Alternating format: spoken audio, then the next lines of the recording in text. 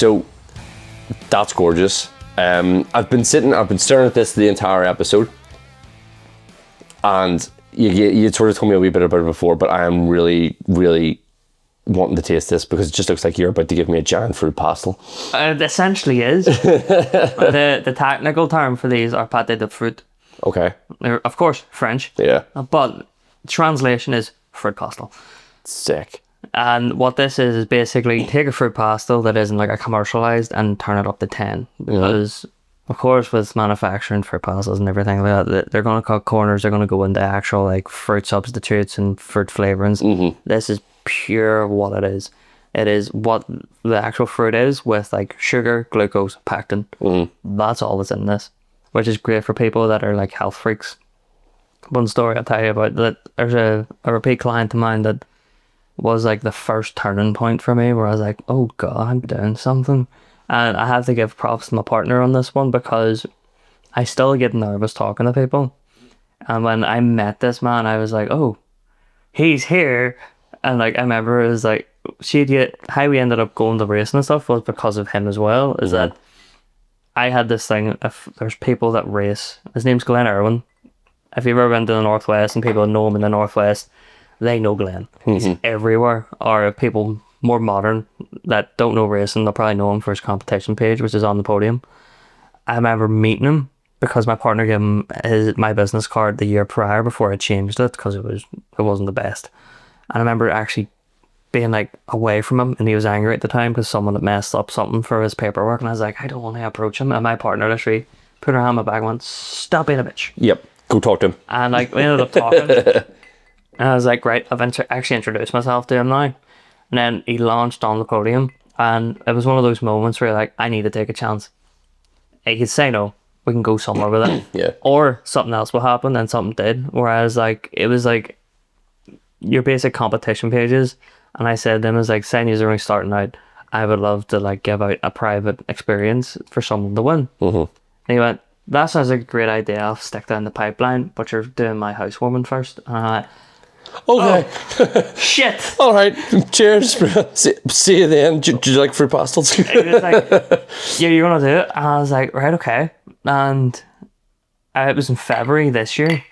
And I remember that we brought on Zara at the time, who's my bartender, and we were like, I want to make this something he's never going to forget. And it was the first time I technically didn't go through my client to actually organize it because this man is extremely busy but also extremely self-headed. And he was the first person to teach me the saying that I now live by, is that every strong man has a stronger woman behind him. There's mine there.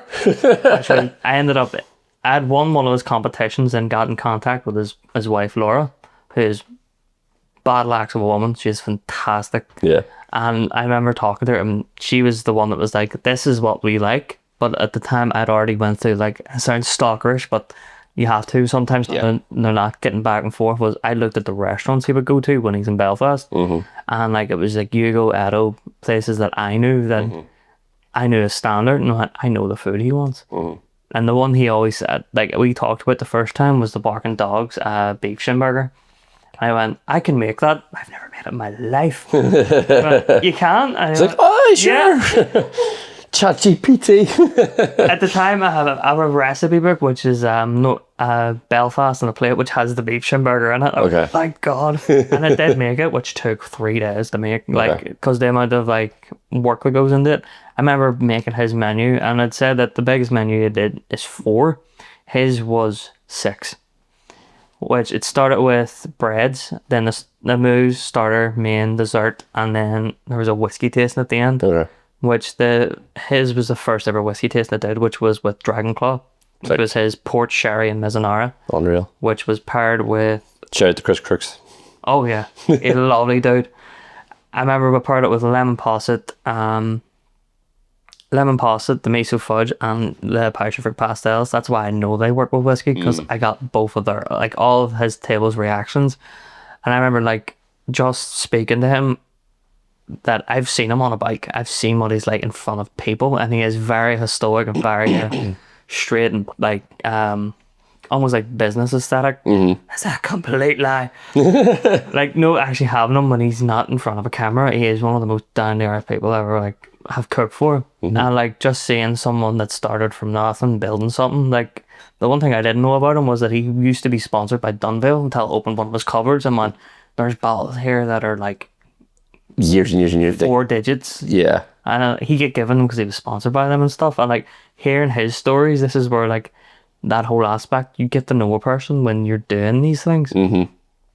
But the one thing I wanted to make sure that he never forgot was that we made a personalised cocktail for him. And I remember going through the idea when he had won. And when we had the idea, and then he retired from doing the road races here. He wanted to focus on BSB, and he's also a family man. He's 2 kids. Yeah. So he understood the risks of still doing the roads here. And I went, he's retired, and he has a record called the Northwest, which is 11 wins in a row on the Superbikes. So then the name popped up of 11 stars in the North. I was like, right, I can kind of get this aspect of what he likes for cocktails, and then did a cocktail which was like raspberry. It was gin, raspberry, Lily Blanc, Oligosaccharum. Then it was clarified, which if you want a clarified cocktail, there's like 2 places in town to, because it takes hours to make them. Like I remember making the main compound for it. It took a full day just to filter. But they're great cocktails because I could set it on your countertop, come back in here and open it and drink it again. You know, it's just... There's so much science behind them. I love the fact that you said the involvement with Dunvilles as well, because one of the things that I found they do... Now, I'm going to get this wrong, but I know it's a peach... Is it a peach sherry cask? It's a peach cask of some sorts. I can't remember if it's a sherry or not, but I tried it and it was the first time where I tasted it and I went, this is so incredibly different. Yeah. And it really blew my mind, because when you're drinking whiskies, you often take what I often take what the box tells me to take from it. So I'll read it and I go, yeah, I get that. This was the first time, if you had have served it to me without knowing what it was, I immediately would have said peach. Yeah. But it was because it had, I'd never been able to see, I've never tasted a whiskey with something that was infused like that. Now, I'm not saying infused, but it felt like it had just been infused with peaches. It was outstanding. It makes me want to try that, because when you go to most distilleries here, that their main focus, that they'll have their basic cask, that I like to call them, which is port or sherry. That is it. When people try something different, you're like, oh, this is interesting. It was the same with Two Stacks. They have their Two Stacks, their fruit drop range, and again, just people. I know people. There are some whiskey enthusiasts out there who will just go, I drink single malt, and that's all will touch my lips, and that's it. That's fine. Are you really an enthusiast then? Yeah. See, again, You're an enthusiast of single malt. yeah. And then you have your single grains, which maybe aren't as prominent or well known, and then you have your pot stills, that again can only be from Ireland. But it's when you get into these people who, just start expanding what they can do with whiskey to make it a bit more modern. And I think the one that's most recent that's really sort of captured your attention as well, because you were the one that ended up on it. Exactly what you're... Which was Hinch. Yeah. The Sauternes cask. So again... Like raisins? So Sauterne, it's white dessert wine. Oh. And when we... Emma Miller? Yeah, when Emma allowed us to try that at the Whiskey Social, she brought it and says, you need to try this one.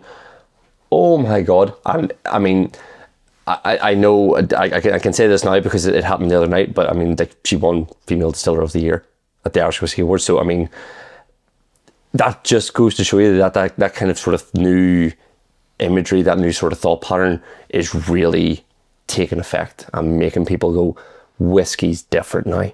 This is also something great for me, because like, I'll never say I'm an enthusiast of whiskey. I just love whiskey, which a lot of the time, like, it makes me think when I talk to people that have went further and got to know these people, it makes me want to work with them. Yeah. To be like, I want to see what's modern. Because, yes, don't get me wrong, like trademarks are great, but they're never going to survive.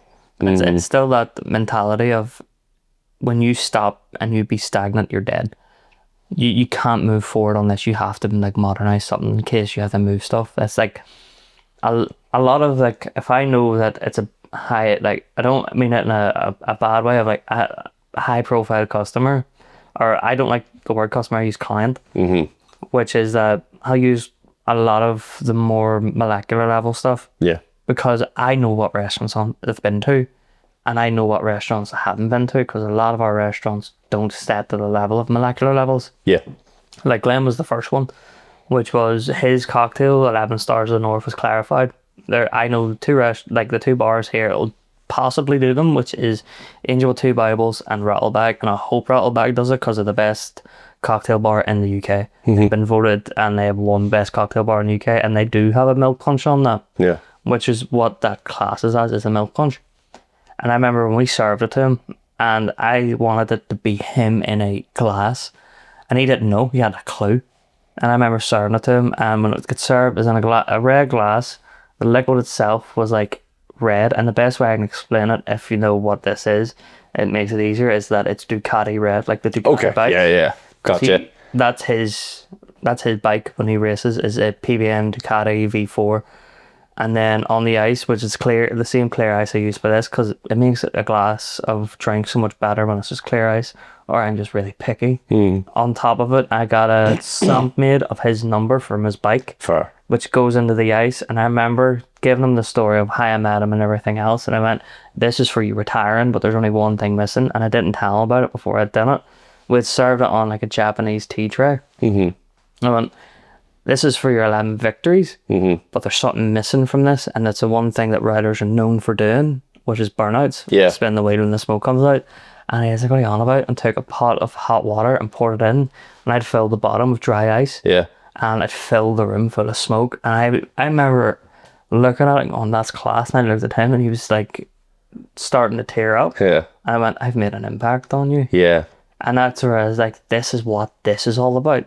This isn't me just making food for someone. This is me wanting to make an experience for someone to be like, I know he's going to make something different for me. And there's a level of care that you need to do into that. Because I'm like, the whole run up to him was a full week. Like, usually for a normal client, it's a day's work. Yeah. But that starts at 7 a.m. that finishes at 4:30 in the morning. And no breaks. It's the amount of prep it's needed for certain ones. Some will take 2 days. His was 7 days inside of doing my other job. I remember we got there at 5 p.m. to start. I left his house at 4:30 in the morning. God. And like, this is where like the memory that will stick in my head, and hopefully he doesn't shout at me for this one because it's funny.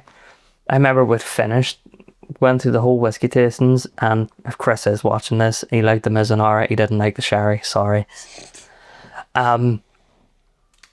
He turned around to me. At this point, he is quite watered. He's like, what are you going to do with the dry ice? And it's like, well, it's going to evaporate within 24 hours because it's just carbon dioxide. Yeah. He went, nah, we're going to do something with it. And I was like, what are we going to do? And he went, can we stick it in the street? You know what? You've paid me. You do whatever you want. Yeah. So he took this box of, it's just in styrofoam cases, and he brought it out the street and filled his kettle. And I remember how narrow this street is about how narrow them two walls are to us. And I'm sitting there going, you know what, this is kind of fun. And he, like, there's at least half a kilo left in it. When he poured it in, it filled his full street. It looked like, do you know, like the Rob Zombie films with that, like, Yeah, just the smoke coming in. that was the full street. And I remember sitting there going, if a cop rolls up right now, he's going to hear all your posh accents and pin my West Belfast accent. Like, I'm the problem. And then he's going to look in your car and see a lot of He's just going to be a lot of drug skills. why are you in this area? And I'll speak, and they'll be like, you're from there. And I'm like, I need to leave. I remember we packed all the stuff in.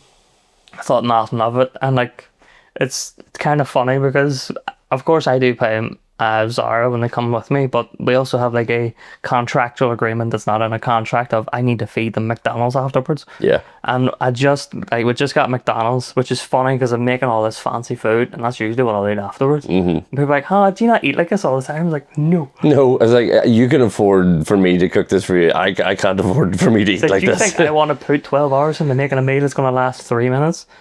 And like I just dropped him off home, and I remember just driving, and I didn't realize he had my number, and he phoned me. And like I've even like, of course my brain was like, oh, he was drunk, he didn't mean it. But then I went, no, he meant this. He phoned me and was like, I've been around the world. I've tried most restaurants, and I've tried Michelin starred restaurants and everything else. I went, but you beat them. It was one of those moments I was like, whoa, Okay, yeah.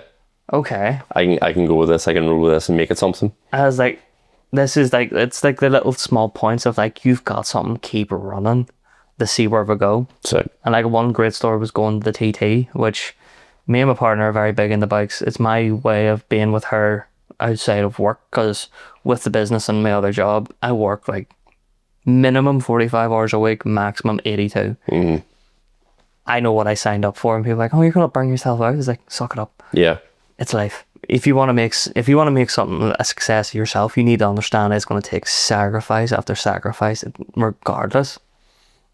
I remember going to the TT, which was in June, August into June, sorry. And I remember when we got there, I was nervous. I was never going to lie about it. And I remember we started on the Monday, and I, of course, came home on the Friday, but it runs to the Saturday. I had a family emergency come up. But I remember just from that Monday to the next Friday, I had done 135 hours of work and had no days off. It was constant. And I remember like halfway through the second week, my legs were done. Like I couldn't move. And I was like, you still need to get up. You have people back home that are like cheering you on. Yeah. And it's those people that are kind of like the driving force behind the people that don't understand why I do it, is that you're always going to have people that are going to criticize you for everything.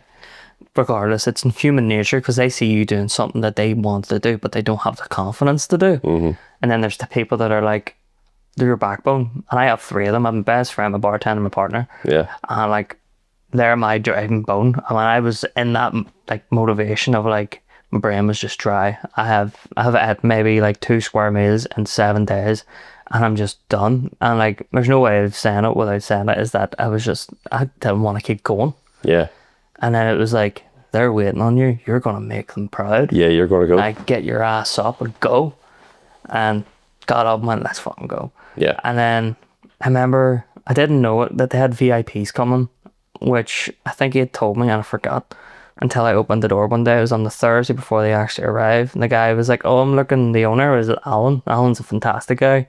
He owns the Black Dog over there, but he also runs the food or a clothing brand called Ugly & Co., which if you ever go to a race, you'll see it everywhere. Mm-hmm. And he was the one that brought me over. He got me my flights and he accommodated me for it, which I'm very grateful for. And I remember this guy pulls up. He's like, oh, by the way, I'm from Milwaukee. And I went, Milwaukee as in the country? And he went, no, as in the brand for like Milwaukee tools. Oh, tools. Right, okay. Which turns out he was one of like their 40 directors of the like the full big bad company, which I found out that the 40 people that were VIPs were all of the directors of Milwaukee. Which was like their motorcycle like sports part, their actual tools part, and all of the small conglomerates together in one thing. And I remember just sitting there when I'd served their food, which, don't get me wrong, it was very simple. It was steak with chimichurri and like chicken that was seasoned. Well, I can't even remember what I seasoned it with now. And I remember like when we'd serve them all and they're coming up and like, this is great, this is fantastic. And I'm sitting there like, I'm 27, I've just served one of the biggest tool companies in the world. Yeah. And I was like, fair enough. let's keep going. Well done. Well, you've kept me long enough. I want to try this. Oh, of course. Are you wanting to pair it with the whiskey, or you want to go straight with the food? We will try the whiskey first, especially if you haven't tried before. Okay. And then we'll go with the pastels and then try the pastels with it. Okay, right. Well, you be so kind there, because I'm not going to open your whiskey. I think that's for you. Cocktail was absolutely phenomenal. And it's one of those ones, it's made me an even firmer believer that I have in my mind changed for vermouth is the way to go. Especially for some of the cocktails. Is vermouth in a Negroni? Yes. It is. That's great. No, because I had a Negroni as well recently, and I thought the vermouth. So to actually go in the, you're saying with Negroni, what you've tried is what a Negroni is gin, vermouth, and what's the word? It's not Aperol, it's the other one. Campari. Uh-huh. But what a Boulevardier is whiskey, vermouth, Campari. It is the whiskey variant of a Negroni. Which is what that was then, yeah? Yeah. Awesome. Well, this would be a variation because there is going to be people out there who be like, oh, this is, you know. Yeah. They're going to be very like, oh, this isn't what that is. That's why you have to give the word variation so you don't get butthurt about it. That smells amazing. So are we trying this first? Yeah? Yeah. Right. Let's go for a lovely cheers. Can you reach in? Sláinte, guys. So again, I'm looking at it and straight away, beautiful smell. I'm just based on the sort of the legs on it, I'm coming up with the assumption that we're going to get that sort of oiliness as well to it, which is going to be fantastic because again, it's hopefully going to allow it to sort of texturize on your tongue, which means that when we come to eat. Also, for anyone, I'm not like trying to be skimpy on myself. I do need to drive off, so I'm trying to keep it low. It's just so if anyone's watching it, he's not actually drinking it. Ooh. That's very rich. So that's, I can see again why it comes across that you're going to pair this with something a lot sweeter. You're getting maybe a bit drier, but you're getting a lot more of the wood coming through. Yeah. You're still getting that caramel, you're still getting these, you know, sort of Euro and stuff like that. Bit more complex than the Akashi in the sense that, you know, it is 12 year. I don't know the age statement on this, on the Akashi, but the Suntory, I know from having tried some of it in the past, this is a wee bit stronger as well. I think this is 43, whereas this is only 40%, so you're getting a bit stronger whiskey. It's going to sit a wee bit more on the tongue. It is sort of lasting a bit longer. Again, probably those sort of oils coming through and sort of holding it on your tongue a wee bit. But, so, what have we got here then? I've explained it as a very large, or for anyone else, would anybody know what jelly tot is? Yes. We'll just move the there we go. a large jelly tot. I know it said fruit pastel, but no, it looks fantastic. So do you want to talk us through it, or? You're not far off. Yeah. So what this is, and the French term is pâté fruit, which when you translate it back does mean fruit pastel. These are pastels where if you're ever to have these in a restaurant, there's going to be two places I can tell you that will do them because they're quite complex to actually make because it's very temperamental for temperature, which is Ox and Mother's Club. More reason for us to go to Mother's Club. These are served as a petit four, usually at the end of your menu or at the start of your menu. Usually at the start of the menus, it will be savoury options, and then at the end of the menu, they'll have your sweet options. This is the first, it was Ox I actually first tried these and went, holy shit, this is the best fruit pastel I've ever had in my life. And I, like, when I went to Ox, the menu was fantastic, don't get me wrong, but it sounds big-headed, and I hope Stevie Tolman never hears this. I remember getting through the whole menu and went, I could have did that. And that was like the complexion. I was like, you're underselling yourself so much when you make things. And I was like, this menu's fantastic. Yeah. There's so much other little, like, tinkering. And I think that's just the chef in me, that I can make this massive menu for someone. Yeah. And they'll think it's amazing. But while they've at it, I've looked at it and went, I could have did this, and this. Yeah. And it's like a constant, you're always trying to get better. And I've had this, I wouldn't say it's a theory, but more of like an ideology of, I call it like the Icarus theory, that you're always reaching for the sun knowing you're never going to catch it. Yeah. And that's the kind of way I see when I do food for people, is that it's great, but I want to make sure it's better next time. So that, yeah, again, and it sort of comes to it's a nice sort of circle back to how we started the episode, which was, if you keep doing the same thing and not try and change it, it can get, one, boring. Yeah. But again, two, then there's that level of maybe complacency that comes in, where maybe then the standards start to slide a wee bit. Yeah. Where it's just like, oh, I've done this 100 times and served 100 times and no one's ever said boo. But have you ever went better? Have you ever challenged yourself with it? None of them doing the same thing every single day. 100%. And I think that in itself falls into whiskey, where, you know, you could get a barrel, you could char it, you could throw new make spirit in it, and you could leave it, and it could be like all the other whiskies in the world that anyone has ever tried, Or you can start looking at innovation. You can start saying, okay, well, what else could I try? And it actually, when we were eating the chocolate fudge that you brought in there, one of the whiskies now that I'm sort of thinking to myself, this is going to pair extremely well with if I ever try it again. And that is the Copeland 25.1 that they just brought out, which was this chocolate malt.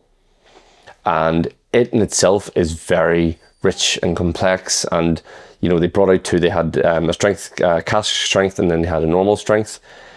Is that what the 25.2 one is then? So the 25.2 is just a 5-year. It's not a chocolate malt. But and it's, again, two very, very complex whiskies that I haven't tried anything like them so far. And again, now that I'm sort of doing this, I'm looking at going, what would I pair this with? And because it was chocolate malt, I thought to myself, right, I'll need a big bar of chocolate to go with this. So I'm really interested to try this to see how it's going to go with this the Suntory. So what we'll do is similar to the first one, which is we'll try it on its own, just so you know what the flavour like notes is itself on its own, and then afterwards put it in and then try it with the whiskey afterwards. Cool. I'll let you take your first one, Lovely. and I'll pass one off to our camera woman. Ooh. There you go. It's a lot. So again, like looking at it again, I'm like thinking when you go through pastel, they're like really hard pastels. This has like a more jelly consistency, but still very firm.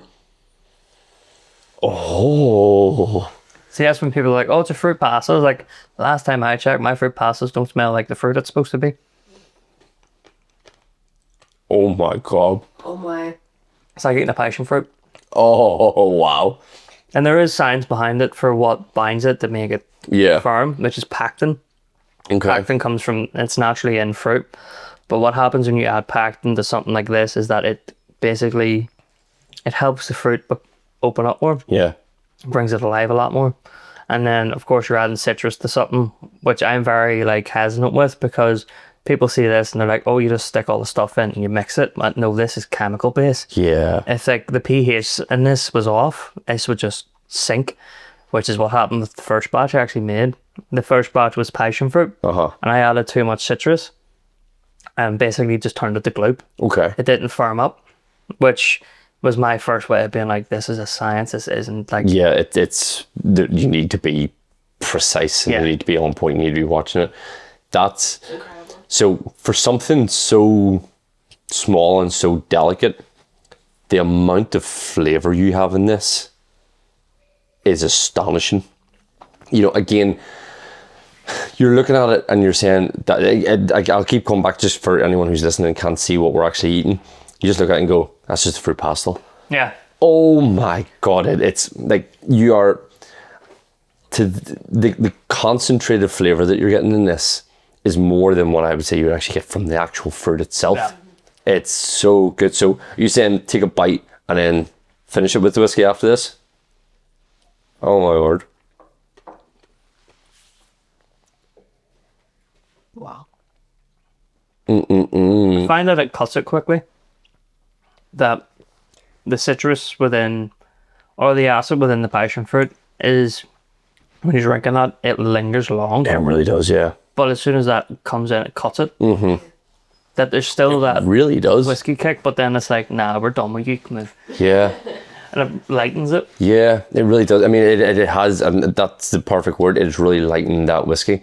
You know, for taking a 12-year-old, I'm going to say it's probably a somewhat Scotch whiskey as well. I don't think this is, you know, they're going along that line. Scotch whiskey, there's that many Scotch whiskies in the world. I find it a very scary place to even try and put my foot in, because you'll often get lost. I think it's a wee bit easier with the Japanese stuff, in the sense that if you are probably maybe trying to get into Scotch whiskey, maybe start with Japanese, because you are going to get some of the complexity. It is, you know, a lot of Scotch whiskey, it's inspired this.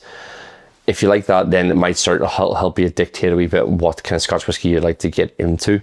I said there's so many distilleries. You know, you take Islay by itself, it's just an island of distilleries. Especially with like the Suntory family. The Suntory family is like our version of Middleton. It's the big boy of Japanese whiskey. and they're the ones that, for the one that you brought, they're sake, like distillery, Yeah. where they are whiskey through and through, and they were the ones that actually bringing the water over from Scotland to make Suntory whiskey, and there's so much of them, but they have been going for centuries now. And like when most people look at Japanese whiskey, they're looking at two major brands, which is Suntory and Nika. Nika. Which Nika is within this, which is Nika Days, which is extremely light, and then there's Suntory, which I find is more like the granddaddy. Mm-hmm. That would be what I would call the Japanese version of Middleton. Mm-hmm. Where Nika I would see more as the Bushmills. Yeah. Which, nothing against Bushmills. Bushmills is my favourite distillery. Love Bushmills, love Middleton, love Nika, love Suntory. In fairness, I still haven't been down to Middleton yet. I feel like I need to go down to do a tour. Well, we're going down in 5 weeks. Yeah. We're going down.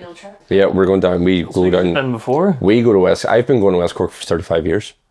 And to put that in perspective, I'm 35 years old. I've been going down every single year. Family there? We did. We actually, my mum had an uncle who lived in Clonakilty. He actually had a restaurant in Clonakilty. And then we had family that lived down there. We got married in Cork. And now that I'm thinking about it, again, I've said on the podcast so many times, we often, taunt the idea that our wedding should have been endorsed and sponsored by Bushmills. Because 100%. That's what we had. Like the entire day we drank Bushmills. The morning we woke up, you got into your dress, I was in my suit. We did a first look. We had Bushmills 21 year. We had Bushmills Millennium Malt in our ceremony. And the funny thing was, we were a stone's throw away from Middleton. But we chose Bushmills. And we chose Bushmills. But listen, we love Middleton. We've done the distillery a couple times. We did the distillery tour the day before our wedding. It's since been revamped and done up, and it looks phenomenal. We've been in the gift shop since, but we've never done the tour. And we're heading down in 5 weeks. And yeah, that's all I'm going to say. Is this this is the question I'm going to ask, and I know it seems like a childish question, but I've seen these in specific whiskey distilleries, and it's the thing that usually make me want to go to them. Is the fill your own bottle stations? Yeah. Do they have one? Of course. That's where that's where we did our very first fill your own bottle as well. It was Jameson Black Barrel. Yeah. But it was cask strength. I think we probably, the bottle's probably still sitting in. I'll show you it after the episode. Fill out the ledger, and then many years you can go back and look at your ledger. And so cool. Just based on cocktails, I'll show you another bottle after the episode as well. I'm not going to say what it is in the episode because I'll probably do my own episode on it. But just remind me after to show you because it's a very interesting one and I know you'll love it. But that's, I mean, to put a sort of final say on the food there, on the, what would you call this? This is what's the French word? French word is pâté fruit. Okay. It melts in your mouth. Yeah. It just was incredible. It was lovely.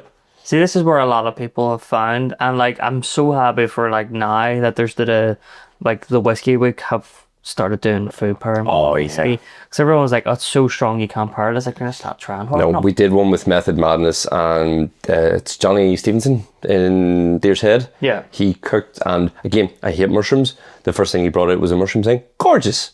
Absolutely phenomenal. I was like, I've had mushrooms in a way that maybe it's put me off it. But when it's been put in front of me, I look at it and go, okay, I'll try anything once. Yeah. I'll always try something. And that was put in front of me, and it was delicious. Might need to get Jordan down for a mushroom special. Yeah. just talk about umami. Yeah. Listen, Jordan, it's been phenomenal talking to you tonight. It's been great to see what you've built from scratch, where you are now, who you've worked with, how how complex that you've made your tasting and your fine dining experience. I think it'd be something very, very interesting to just maybe have you down to the house one night and actually get the full experience, and we'll do something like that. Get my mum and dad down, your mum and dad down, and just have a night of it. I think it'd be extremely worthwhile, and I'd be loving to actually sit down and talk menu with you then and see. Oh, 100%. Because just from the the two things, and I know the two things that you brought were very sweet in the sense that they're one was a fudge and one was I'm going to say fruit pastel because I know I'll wreck the French word. I've seen the photos of the food that you've done. I've seen everything that you put up, and it just looks incredible. So I think that's maybe something down. Well, Where do we find, if anyone wants to find Tenshi, where do we find Tenshi? So the best way to get me is through Instagram, which is just Tenshi Dining with like a little underscore. Mm-hmm. There is a Facebook, but I find with a lot of the Facebook things, it's very buggy. So the Instagram is the easiest way to get me. I agree. I think Instagram's a good way to go. I'm going to sound like such like a Gen Z millennial, whatever I fall into, is that most people are afraid I won't like respond to them. Like as soon as my phone goes, I am immediately on something, even if it's just a question. Because I find like the larger people grow that they don't have time for people's questions, and I'm like, no, end of the day, this is me. Yeah. And if people are just like, something I probably haven't like put enough wording on is that they're like, oh, what's this and this? And I'm like, this blah blah blah blah. Or it's some people that want the book. Because I need to be on point with that, because with the other job, I need to book that off 2 weeks in advance and also go through their menu and do everything else in between of going to like suppliers and etc. So I need to be on point with it regardless. And like from the 3 years I've been doing it, it's just grown bigger to the point that the first year had like 4 bookings. Last year had 6 months out of 12 booked up. And now I'm looking at nearly the full year's booked. Well, I mean, I think the perfect representation of that is we've been trying to do this episode for about a month and a half. And that's just from when we actually turned around and said, okay, let's do it. It was, 3 months ago where we, where you maybe we were first talking about the idea of an episode. And it was like, when are you free? I was like, oh. At that point, you said September. Yeah. And, you know, it's... I can appreciate how hard it is to get booked. You know, I've had to cancel on you once already, which, I apologise for. Oh, there's no need to apologise. But it was one of those things where I knew this was going to be extremely an interesting episode. There's been about 5 or 6 times where I know producer Holly has looked at me through this episode going, we are now into an hour, we're now into almost an hour and a half. Part 2. I genuinely couldn't stop this because everything, you know, we'd sort of talked beforehand where we were saying, you know, we might stop it and then like start again. Everything was just so natural. I was like, I'm not interrupting these, you know, everything that's been going on. I just think we just need to talk and let this happen. Whiskey's been fantastic. The cocktail was impeccable, again, for not being a vermouth lover. You know, it's... And honestly, I know it's a whiskey podcast, but still. Whiskey can be pure with most things. It's still technically whiskey when you think about it. Yeah. Other than that, yeah, I definitely think, you know, we'll get you booked to my birthday or something. Because I was like, but it's in January, so that's why I was like, but here you can book that as far in advance as you want. Yeah. Because like most people are afraid, they actually be like, oh, but you say 2 weeks in advance. It's like, there's one person's proved me wrong on it, which was the last client I had there. His name was Connell. I remember I had him last year in November for his mate. And he was like, I'm booking you for my birthday. And I was like, yeah, sweet. It's like, when is it? He's like, 6 months time. In the book. You're Makes it easy for me. And like, this is the thing when people are all like, oh, but you only cook for the high class. No, I do not. The best experiences I've had have mostly came from your basic people that are just your working class. Like, I don't care about that because you'll find it funny anyway. I remember doing theirs, which was only a couple of weeks ago when I got back from the TT, which we were going through the menu as is. I was dying from hay fever, so I had to be a bit apologetic because hay fever was horrible, and I was just like... And local honey. That's the trick for it. Instead of antihistamines, you take local honey. I learned this because you have hay fever, but I can't find anyone who's local to Black Mountain. So I know someone now. That's what I'm saying. So I work with a guy, and I recently found out that he has his own... He's a beekeeper? He is a beekeeper and he makes his own honey. I can't remember where he actually sells his honey, but you can get it. So I'm gonna talk to him. I'm gonna get some honey for you, and I'm gonna see if it works. If you want one that is more established, technically, it's called B41. They're up in Antrim. Their honey is fantastic. Yeah. I don't get me wrong, because it is local and it's small, it is going to be a bit more expensive than your usual honey. But like, if you know what you're buying, you know what you're buying. Especially if you're buying it for medicinal purposes. Yeah. And the idea is that the local bees and stuff, they've obviously pollinated from the local flowers, and that's what is causing hay fever, because that's the stuff that's getting in. It's all the pollen and stuff like that. So it's like having a dog. If you have a dog for so long, you become adjusted to them. That sort of allergen kind of goes away. It doesn't go away, but maybe just Dampens. levels itself. That's the same thing with, from what I've been told. There's maybe a science in it that you can go away and find out if it's true. But Jordan, thank you so much for being on this episode. Honestly, it's been fantastic. I've really, really enjoyed it. I've enjoyed everything that you brought and just sitting and having a chat with you. And I look forward to booking you. 100%. But listen, well, cheers. We'll call it a. I know you don't have very much there, but well, cheers anyway. But Jordan, thank you very much. Thank you very much.